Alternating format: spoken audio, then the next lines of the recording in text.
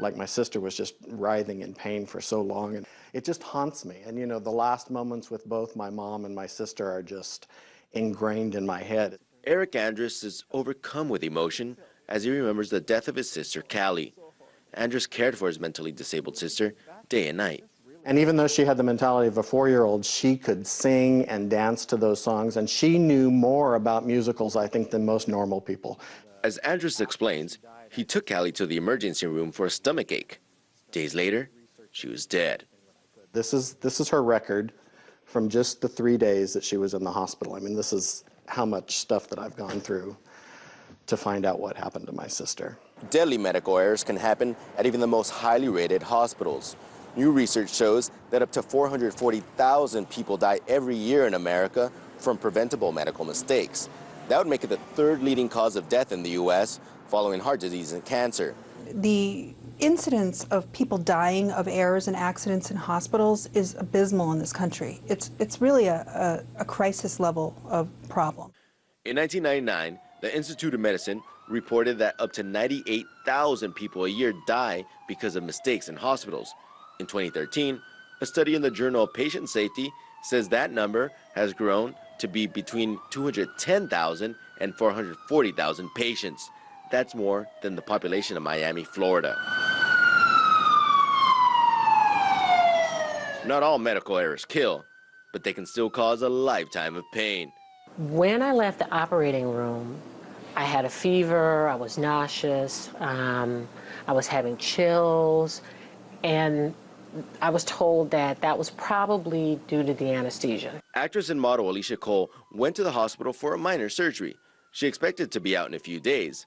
Instead, she contracted necrotizing fasciitis, also known as man-eating flesh disease. So you can see this is all eaten out here and cut away, and right here it's spreading down my thigh. Years later, Cole is still in physical therapy.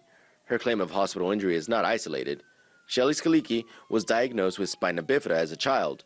In 2008, she went into the hospital for elective surgery to relieve some of her symptoms. Skalicki and her husband, Danny Cole, used to enjoy an active outdoor lifestyle. However, after a trip to the hospital, Skalicki came out a quadriplegic and now requires round-the-clock care. Home videos show Long helping his wife to do the simplest tasks. We have never been allowed to talk to any of our doctors. We're not allowed to talk to the patient safety department. We're not allowed to talk to the ethics department. We're not allowed to talk to anybody except Duke lawyers. Because some states have caps on malpractice claims, many lawyers refuse to take on cases of medical error. Despite Long's frustration with the healthcare system, the love for his wife has strengthened during this time of struggle. I rely on her as much as she relies on me, I think. Truth. I think if most guys were honest, they would have to admit to that too. She's my rock. Many healthcare professionals want to reduce accidents, but transparency remains a major barrier. It's long past time that we have a national conversation about these deaths in hospitals. A requirement in the Affordable Care Act encourages Medicare providers to report medical errors, but it stops short of requiring all healthcare providers from participating. The best hospitals find ways to create safety nets around the mistakes they expect people to make.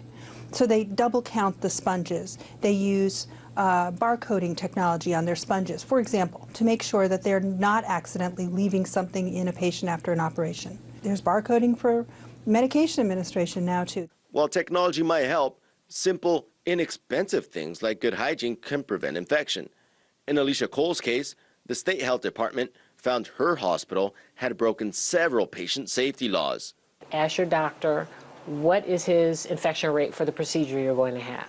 Document everything. Take a little notebook with you, write everything down. Every drug they give you, make sure you've got your cell phone with you with the little camera, take pictures of things. It's not right, and in a country as wealthy as the United States and with the resources that we have, there's no reason for patients to have to go through that. Victims agree that individual patients must remain vigilant. As families fight for transparency and accountability, they hope their tragedy will help others avoid the trends of deadly mistakes. In Los Angeles, Ramon Galindo, RT.